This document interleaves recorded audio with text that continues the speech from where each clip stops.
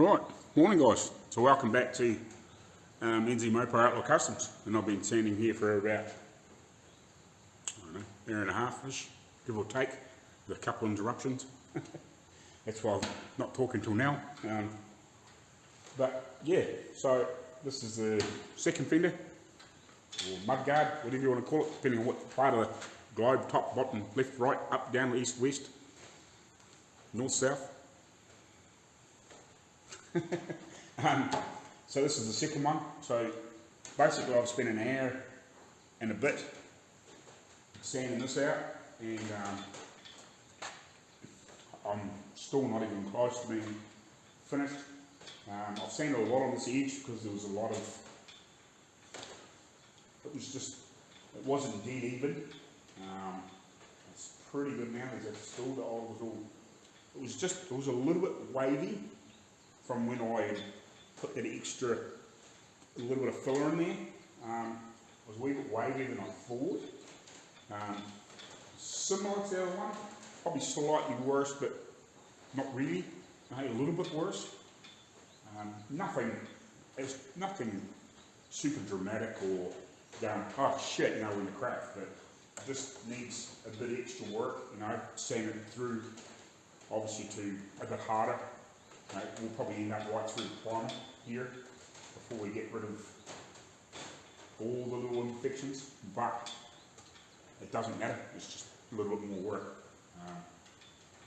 And I've started sanding here, as you've just seen, and I've sanded a little bit on the other side, and I've tried to blend it in here too.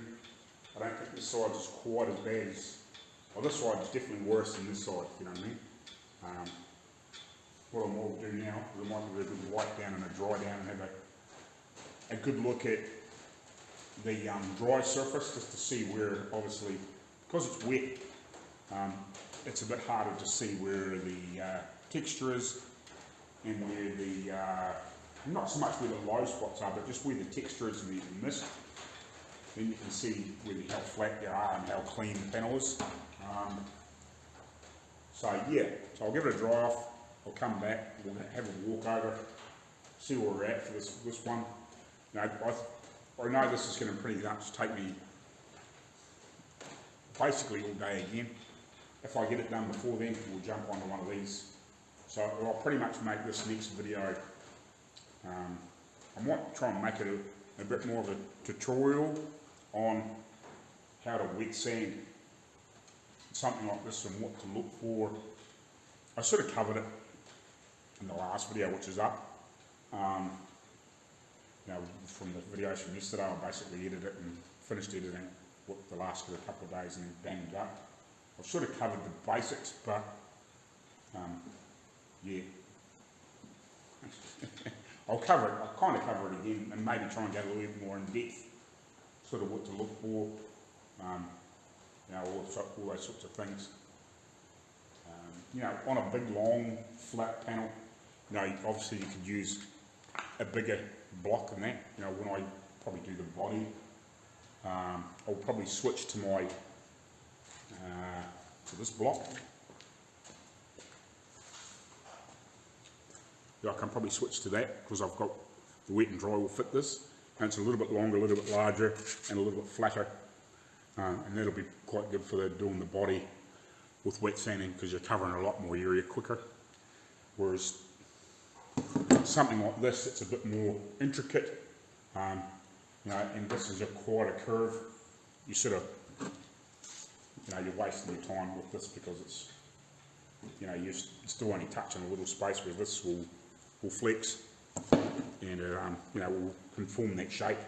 You know, you can put a wee bit of pressure on, and you're not that you're really trying to put pressure on, but you can put a little bit of pressure on and you can squeeze it to that shape, if you know what I mean, and you get a bit more coverage in that smaller, more shapely panels, I suppose you want to call it. So you'll give this a dry off and then we'll see where we're at. Come back to you in a minute. Righty guys, so let's see if we can see what's going on here. I've actually just about, I think I've got it pretty good apart from this old little mark. So we've got one little mark here, and you can see that. Yeah, you can see that now. So that's what I'm trying to get out. So there was a few little marks like that down here earlier on, you would have seen me wipe it off a few times in bits and pieces on the speed up footage. You know, you might have, if you blink, you'll miss it, obviously, because when I speed it up, it'll be, you know, the hour will be probably 3 minutes long, sort of type thing, before we come into the intro. But I think I've got the rest of it, I think. So when we look down there, with you guys, basically this is the first time I've looked at it. I've had a quick look, but I don't think I've got anything else. So we've got that one mark there. You know, there's a little bit of sanding to come here still. You know, down this edge is a little bit, and obviously, you know, we got a little bit of sanding to do to get on this piece into here. You know, we're almost there. We haven't really sanded around here too much. You know, we've got a lot of this texture to come off. But we'll walk around the other side. So this is what we're chasing. We've got to get all that out.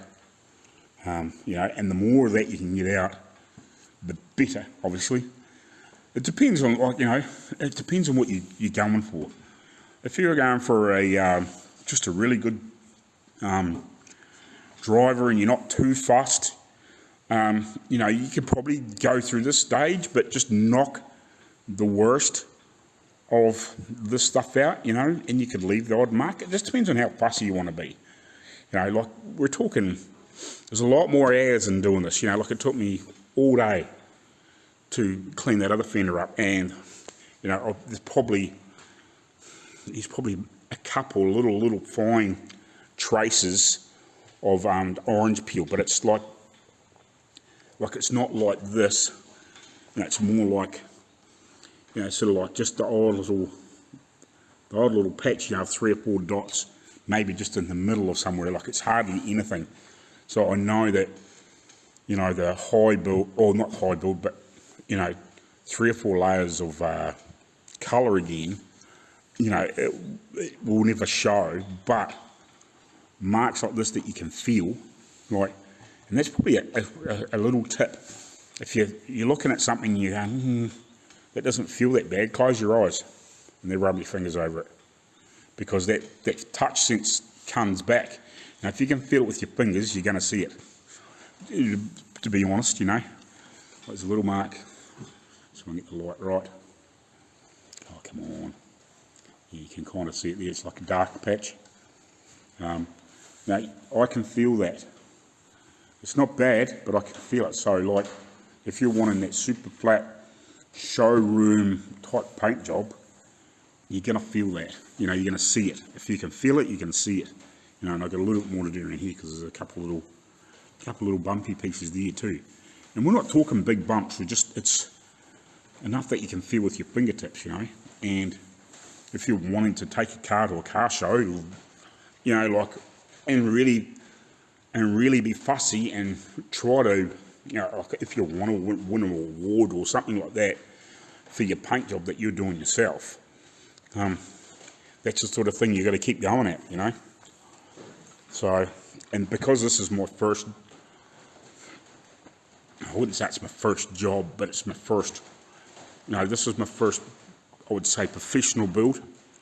And now this is the sort of level that I've stepped to. I've gone from doing it as a hobby, helping mates out, doing my own cars, whatever, to, you know, we're trying to break into a professional building here. Now, is every car going to be at this level? No, but I still want every car to be really, really good. You know, like, the 24 Dodge is not going to be to this level, but it's a far better car to start with. So it's going to be easier to get to close to the stage than what this ever was. You know, it's not beaten up the same as what this is. It's, you know, it's a true survivor, low mileage car that's complete and was running 10 years ago, and it hasn't been running because it's been parked in a shed and just, you know, it's never been used since, because the old guy that had it had passed away, and his sons obviously didn't live there, and they didn't go and start it up every few weeks or a month. But anyway, I'm going to carry on. So that's, you know, that's the sort of tips and bits you're looking for.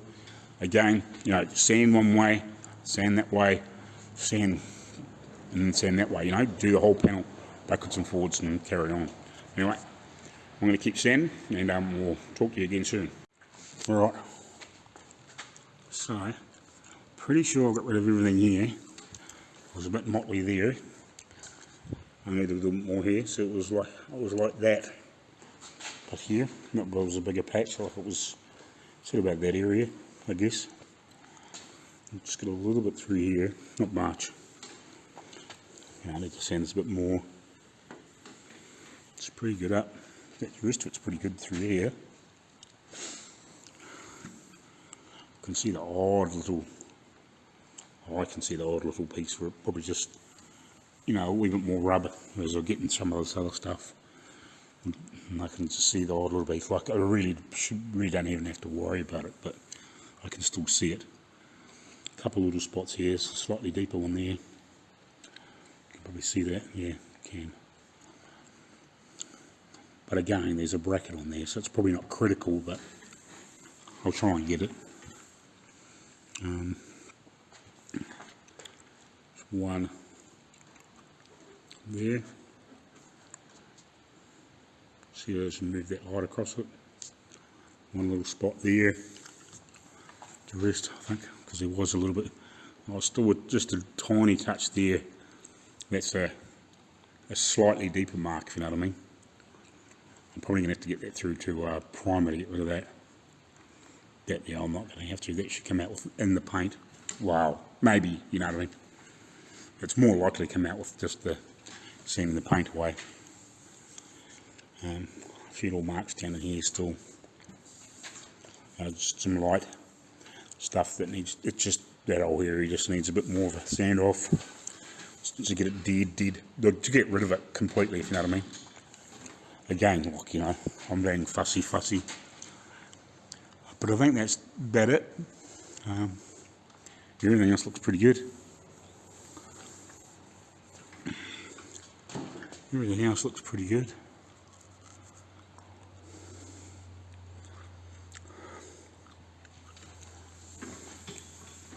So, yeah, and then I'll need to move back onto here again and just finish that part of the fender off.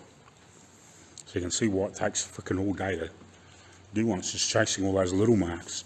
Getting rid of the bulk, it's easy. It's getting rid of those little marks that would annoy you at the end of the day, if you know what I mean. You know, if you pay whatever it costs to do a car, you know, and it's full of little pieces like that all over it. Yeah, one or two, like just one maybe here and there, like it was sort of in hidden spots a bit like here. It's not going to panic you, but if it was like, you know, one here and then like another little one here, you know, another one here, and then it was, you know, a couple on here, and it was like on every panel, it will get annoying. Especially if you're a fussy person, you know. Some people are realistic and some people aren't, you know what I mean.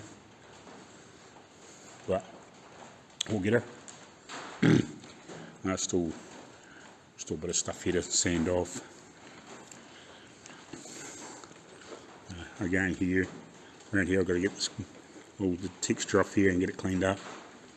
Because at least you know when you get the texture off, it should be pretty good. Pretty smooth and pretty flat. In theory, you know. Right, I'll keep going. Alrighty, so I got both front fenders done. There's probably the odd little mark in this, but I've kind of had enough of this one. Before I paint it, like it's almost like it's close enough. I was getting stupid fussy, but yeah. Well, before I go to the paint or anything like that, I'll have to do a double check and whatever. I sanded that side pretty hard too. It was quite a few imperfections in there. I sanded the crap out of that, and I'm actually through to steel in a few spots. So I might just have to lightly puff a little bit of primer on that, and then give it a quick wet sand, just by hand, just to flatten it out. It's not what I wanted to do, but there was a few bad imperfections in there that were, well, yeah, they weren't real bad, but I needed to sand it quite hard to get rid of 90% of it, or probably 95% of it. So maybe with a little bit extra primer in there, I might just get another wee block out and try not to go through, just to try and take out just maybe there's the couple last little pieces out of it. But apart from that, it's good. So that's sometimes you find that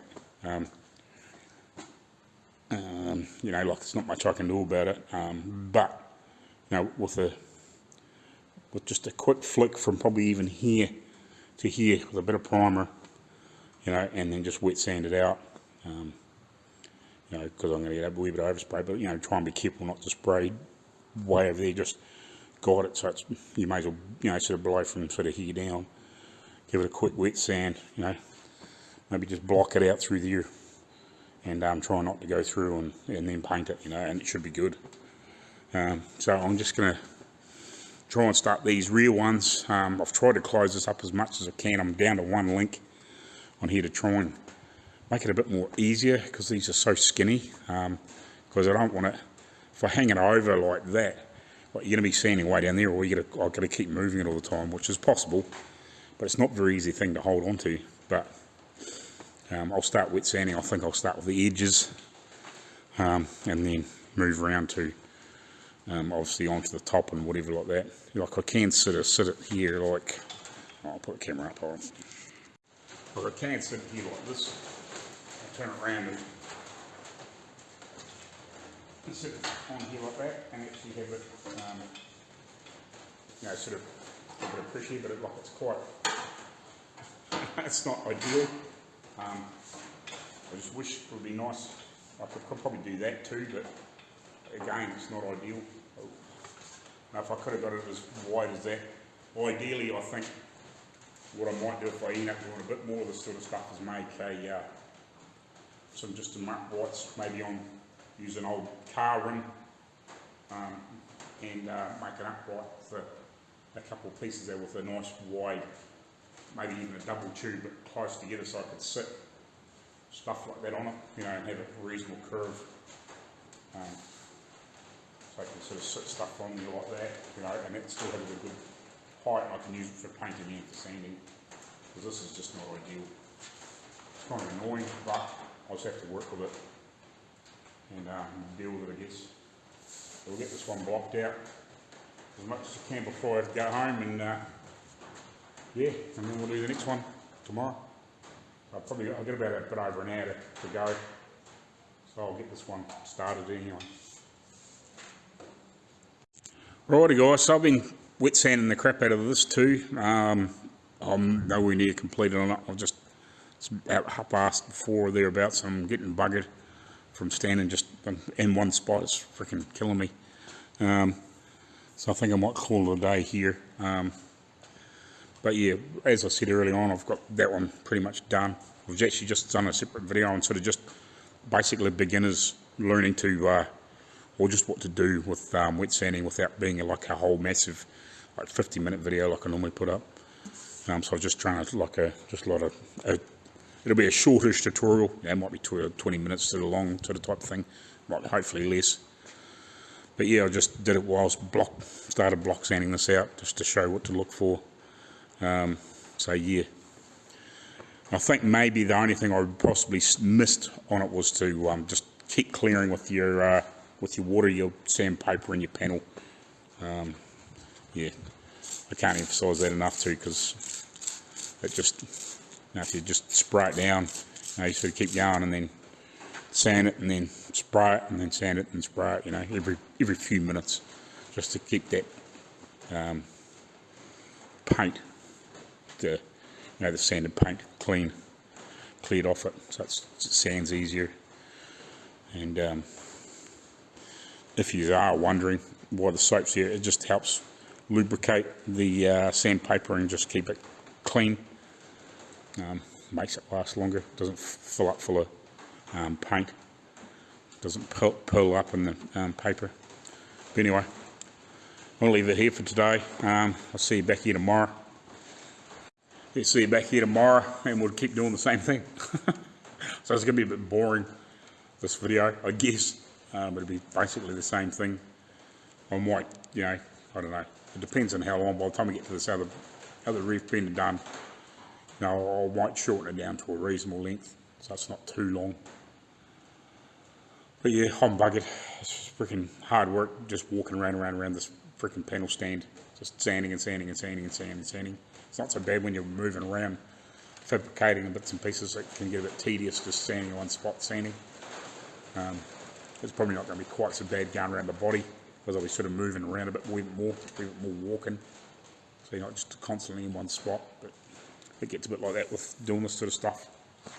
But this is where the final result comes in. You know, it's that 90% prep work. You know, that's 90% of the paint job is prep. So, and this is the final step in the prep. This is the most important part of the prep. You know, everything else up to this is, you know, is just as important, but this is the final thing. You know, whatever you leave on there will show. So you got to get rid of everything, you know, that possible. You know, the odd little touch of orange peel or something like that, the odd little thing, as long as the odd little mark is not going to affect it majorly, but every piece of orange peel you can get rid of is going to make, obviously, the paint that goes on top of it sit better, flow better, and especially when it's been wet and dried out with 600, it should be really clean and flat, and you should end up with the best result. And then obviously, if you need to, then wet and dry afterwards and buff out, and you should be good with your paint job then. But yeah, we'll see you tomorrow. So I'm buggered. Right, morning guys. So back here again. I've been through a lot of the footage from the last couple of days, and it's a bit boring. So I'm going to chop it way down. It might be just a few minutes at the start of the next video, if you know what I mean, because there's only so much footage of sanding you can show, especially sanding basically the same sort of deal, because I showed the first fender, front fender on the last video, and then I started doing bits and pieces here. What I'm going to do is I'm going to make a shortish video, say somewhere between 10 and 20 minutes, on just explaining and going into a bit more detail on wet sanding prior to top coat, you know, and with the scenario like this, you know, where I've sprayed a top coat of sorts on here and then wet sanded that out because it's obviously harder. But what was I trying to say here? So I think what I'm going to do, because there's a couple of patches on the side of this one which I would put in a little bit extra primer on, because I'm through the steel in a couple of little spots, and I've still got some texture in here that's, I feel, is not ideal. It's a little bit much, if you know what I mean. I could possibly, when I paint it, put an extra couple of coats in here and wet sand it out, and it would disappear. But I think I've got to put a little bit of primer on the edge of one front fender too, because I've sanded it out to get that mark out, but I didn't strike primer until a lot further in. And I don't know what that one's going to be like yet, but I think what I'm going to do is when I wet sand, or when I sand, block sand those back for the first time, obviously from putting my first lot of highball on there, what I do is when I mix some primer for them to recoat them, I can come along and give these a couple of dustings, well, on this edge, and just build up all the extra material and then wet sand them out the next day and then paint them. Because I've also got to get texture undercoat for it in here. I want to texture undercoat the insides before I paint the outsides, because then I can put a couple of quick coats on the inside to seal up that texture coat, stone guard stuff in here. I need to do that first, and possibly, yeah, I think that, yeah. So you put the texture coat on the inside, and then you will paint the outside, if you know what I mean, and the inside at the same time. So I need to do that first with all of them as well. So I haven't got that product here, so that'll be probably early in the new year, you know, like next week sort of type thing when we get a chance to get some. I need to work out what we're going to buy, whether we just buy a few rattle cans or whether we can buy something, because we have got that suction gun there, which I think would be alright for that texture coat stuff, because it will spray a lot thicker product. I think it's 2.5 mil or something, that suction gun, which would be okay for spraying that texture coat. I'm just doing the inside of these fenders, and then I can get them painted black and get them sat out of the road until we obviously get the rest of the stuff done. If I do that, do all the stuff first, if you know what I mean. But yeah, I'm going to carry on and just keep sanding. I might bring you back occasionally if I do some little updates, but I think I'll pretty much just do some sanding for the next couple of days and maybe just do the odd quick update sort of type thing. Or if I think of something to show or talk about while I'm sanding, well, I'll do that then too. But we'll carry on, and yeah, we'll see you later on. Alrighty guys, so back here at the moment. I'm just still in the middle of trying to get this piece finished up, but I just thought about it, and what reminded me was Dave from Scott Rods for the last wee while was doing this previous professions competition little thing. He's been doing over the last few weeks, and obviously, you know, whoever wins at the end gets a little prize or something like that. And I've been thinking about maybe doing something similar after watching his thing, pitching his idea basically. I just thought it'd be something fun to do. So I thought the first one I might make, see if you can guess who my first job was. So what I'll do is I'll do similar to what he's done. Basically, I'll leave it for about a week. I'm going to post this on the US Friday, so basically it'll be on my Saturday morning or something. I'll post it. You guys can watch it until my Friday the next week, and then I'll go through the answers and then, you know, do the next one. I can obviously film the next question before that, and then post the answers when I'm editing in it. You know, who's got them right and who's got them, you know, who hasn't. Basically, I'll just make a list of who's got them and just say, yeah, no, this person, I'll do a list, you know, and just build the numbers up as I go through. I'm not sure how many I'm going to do.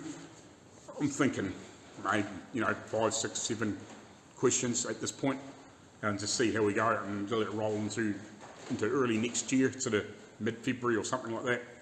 And maybe, I don't know, send out a couple of t-shirts from a Teespring to the winner sort of type thing. Maybe something like that, or some stickers or something like that off my Teespring, until I get to the point where I can have stuff and then send it.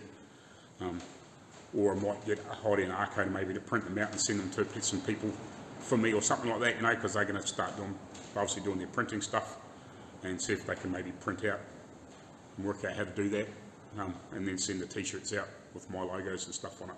We'll see how we get on, but we'll work something out. But so the first one is what was my first job. So a road worker, so obviously fixing roads, or working in a factory making cheese, or pulling vegetables out of a field or a paddock. So that's your 3, so just be A, B or C, or you can just put whatever the job was. So yeah, that was a road worker, working at a cheese factory, or pulling vegetables out of the ground. You guys decide, and yeah, in another week we'll put the answers up, and I'll have another questions for you. So it'll be something fun for you to decide really what you reckon my first job was. Right, I'll carry on sanding, and we'll talk to you later. Right, morning guys. So back here again, and happy New Year's Eve, and happy New Year's for tomorrow or the day after, depending on where you are in the world. So yeah, I'm going to carry on sanding here. I don't think we really need to see another 20 odd minutes of me sanding. So yeah, I'll get finishing these panels off and anything, all that sort of stuff anyway. But I think what I'll do is I'll end this video here. The quiz, I'm going to do that regularly for the next few weeks, and we'll sort out something.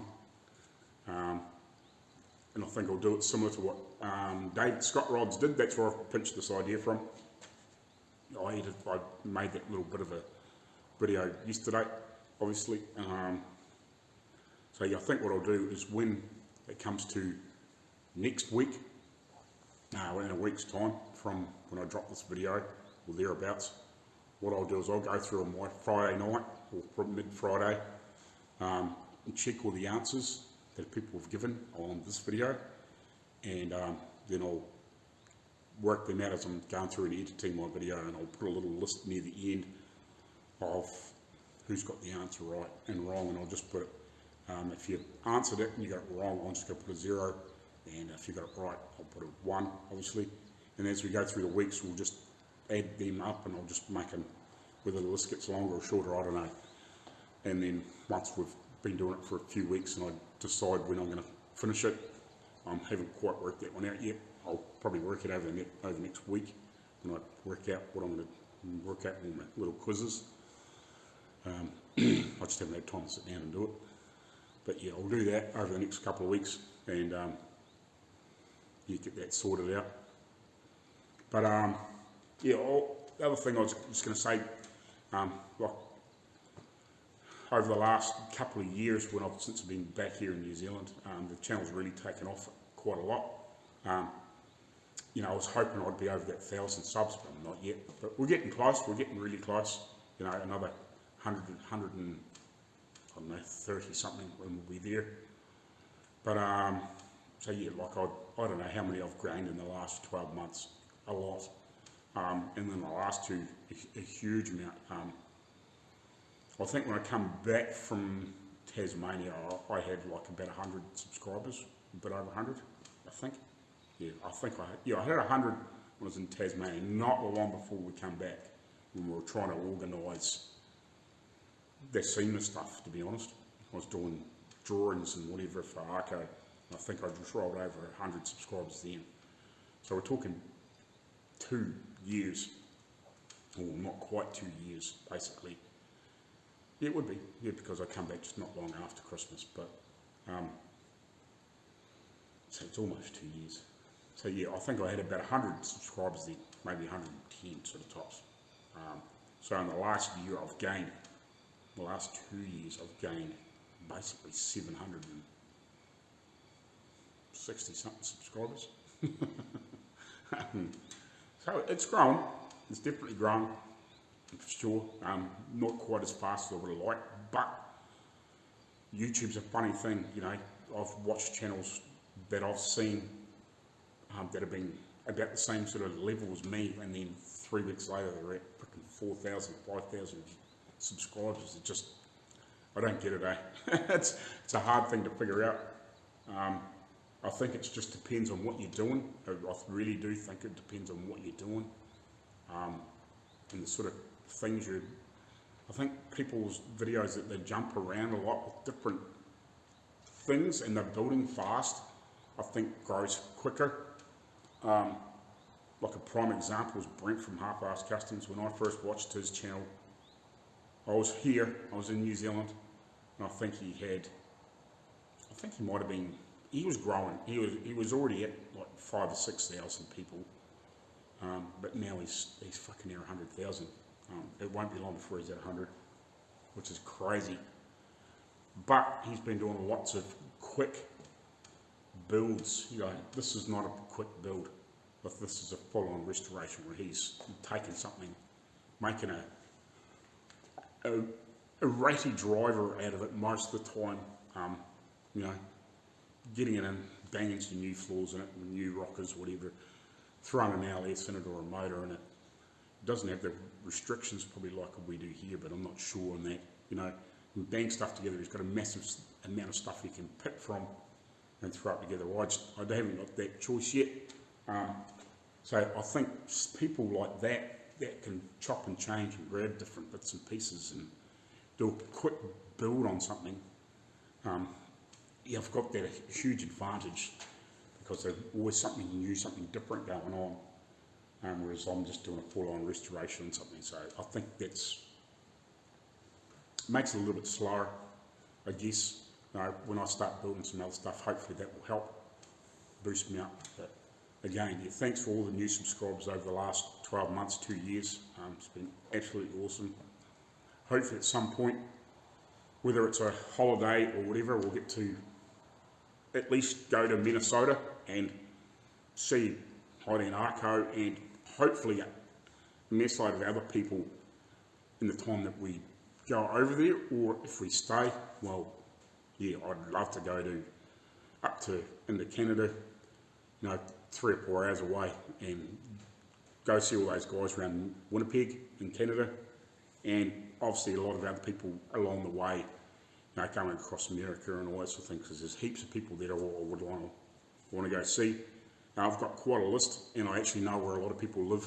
I've just, built a big map on my Google thing of where people are. Some I've figured out, and some, I've asked and whatever, and know where they are. So, I can go visit those people and see those people, and hopefully make some YouTube content with them. That'd be really cool at some point. But yeah, I think that'll do. So yeah, again, please like, share, subscribe. Happy New Year's, Happy Christmas, and we'll see you next year. And keep an eye out for those next quiz video next week. Alright guys, cheers.